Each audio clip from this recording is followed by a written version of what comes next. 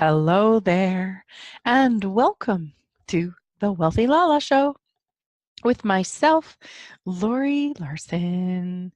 And today is episode 164. Ah, you know, I wanted to just go into like uplifting today, gratitude, inspiring,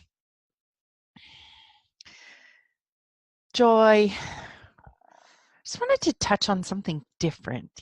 Well, not that my other shows don't have that element in there, but sometimes, it can be heavier topics. And I love, love, love, love, love the insights that come. Oh my gosh. Yeah. It was I was talking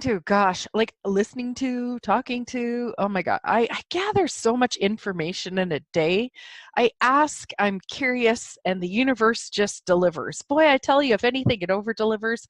I'm like, by the end of the day, I could have 20 browsers open on my computer. I could have 8 books in my cart on Amazon. I could have ordered 3 through the Track Pack, which is the library system, to come to me. Oh my gosh. I just so curious and find life so fascinating.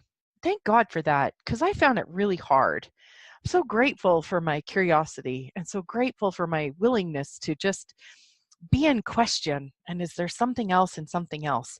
And it was interesting because I was chatting with someone today, and we ended up having this crazy, awesome conversation that did just, I had heard something on Abraham, like listening to an Abraham YouTube video on addiction and alcohol.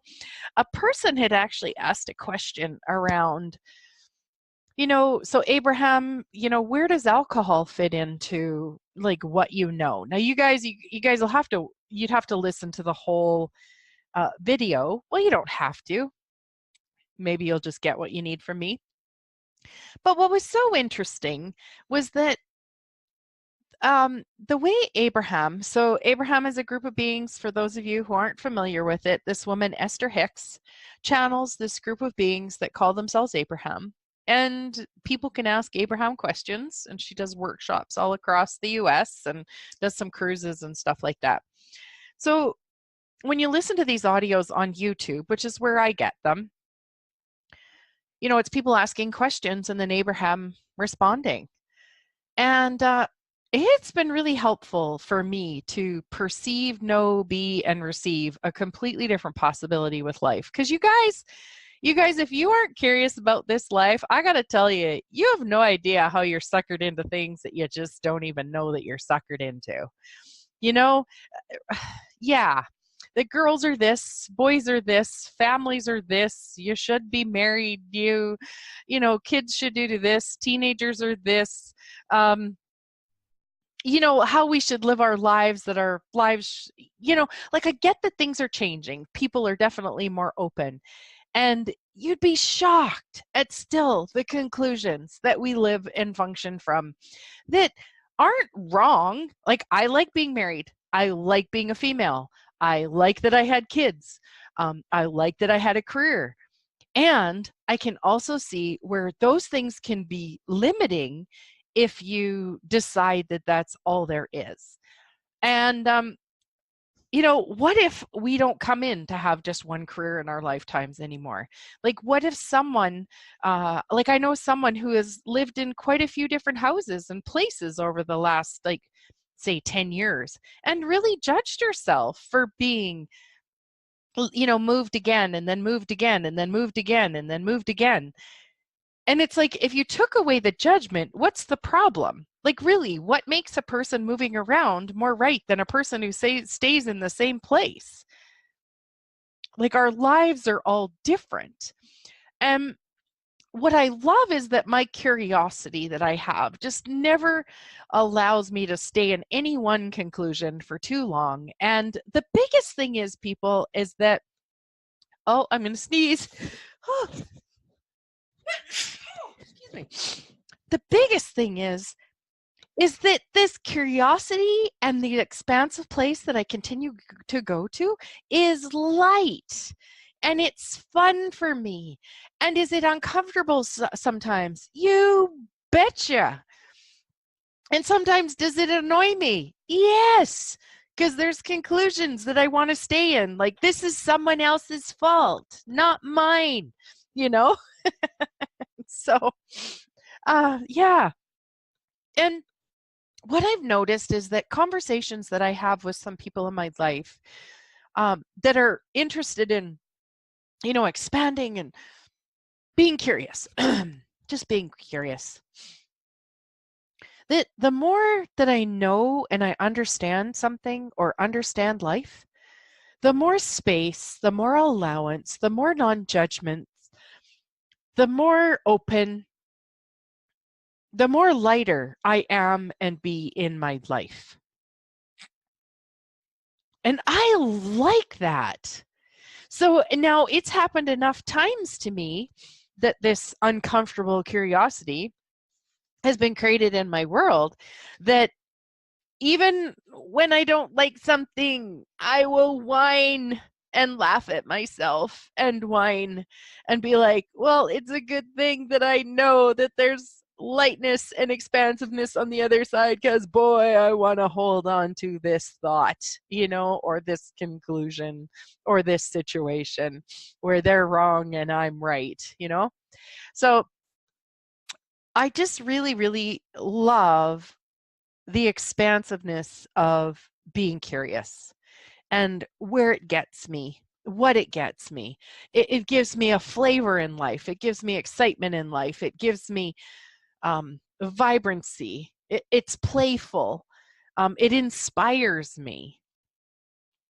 And I'm so incredibly grateful that I am. And I don't make myself wrong for it anymore. I remember my curiosity, well, it still can annoy other people. Like, why can't you just be satisfied with what is, Laurie? Because I just can't.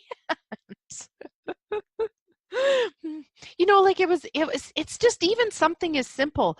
And I used to judge myself for it because I thought I was actually judging, but I'm actually not.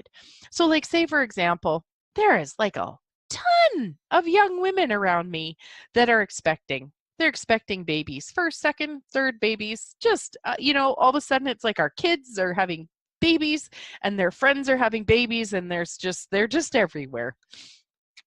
And when I found out that so many of them have taken this medication called diclectin because they've been so sick at the beginning of their pregnancy, what is that?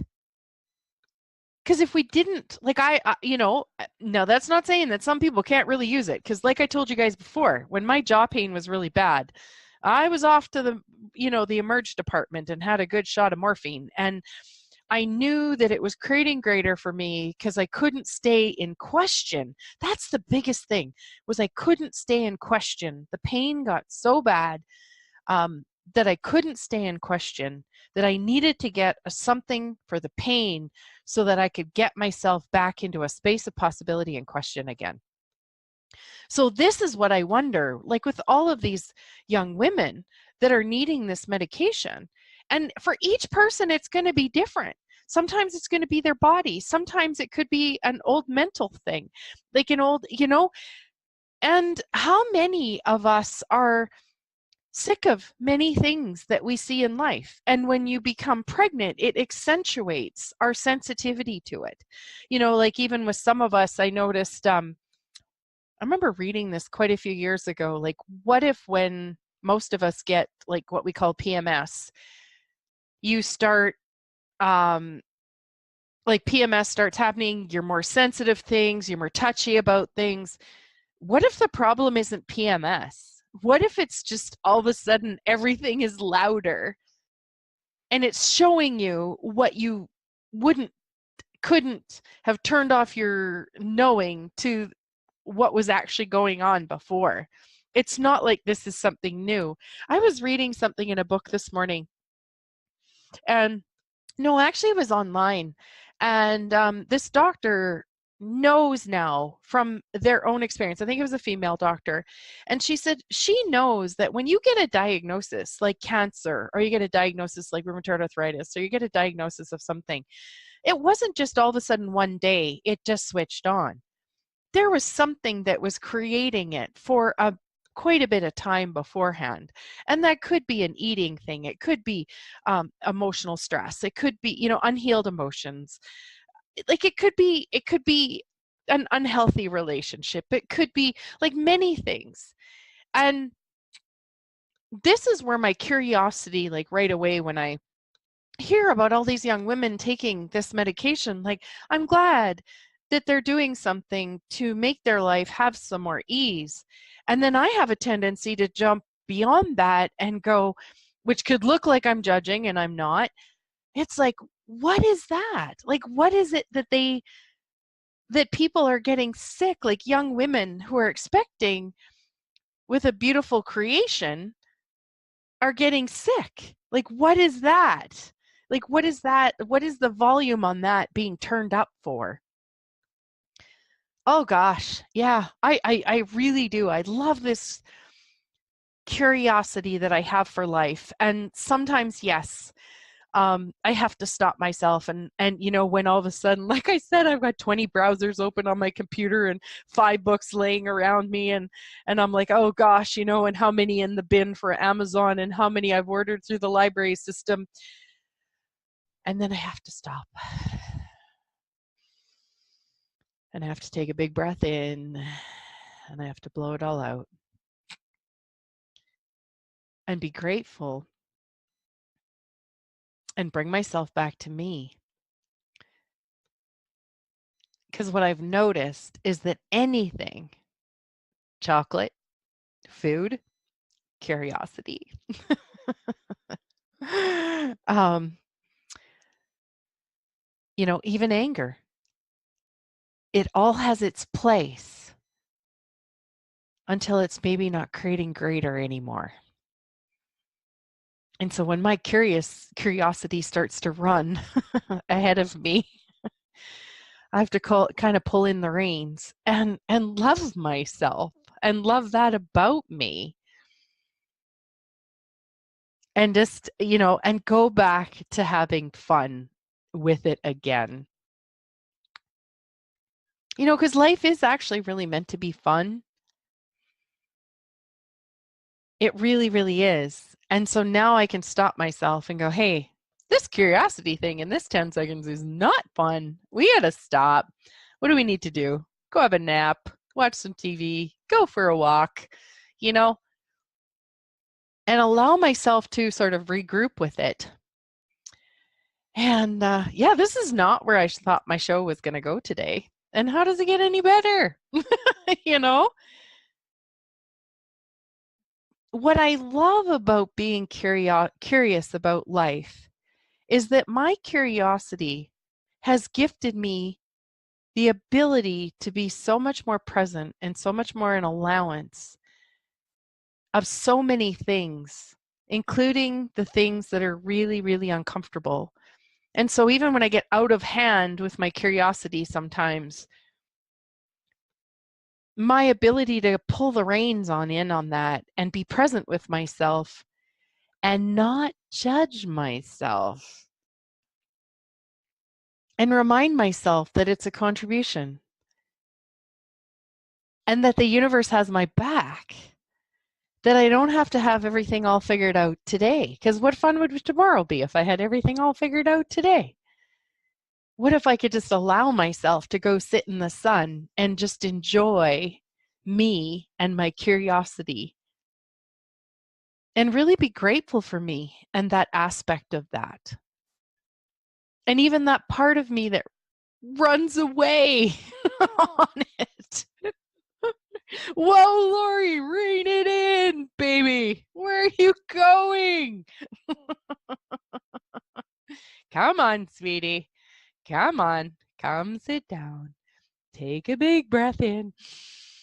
Big breath out. Everything's okay. Gosh.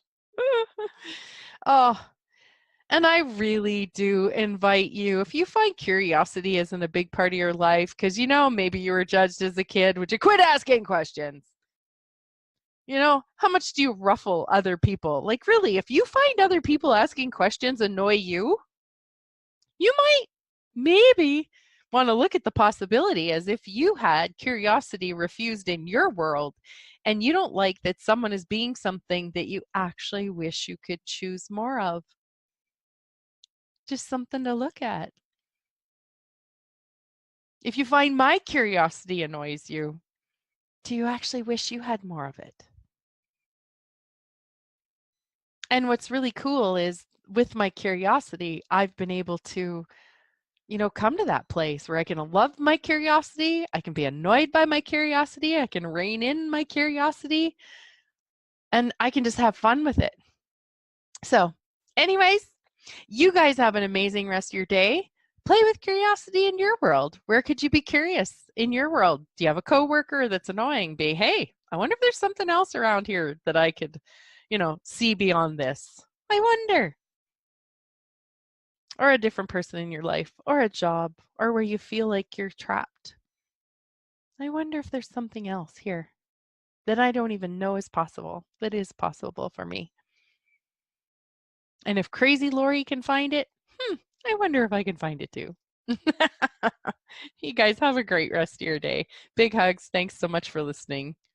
Bye-bye.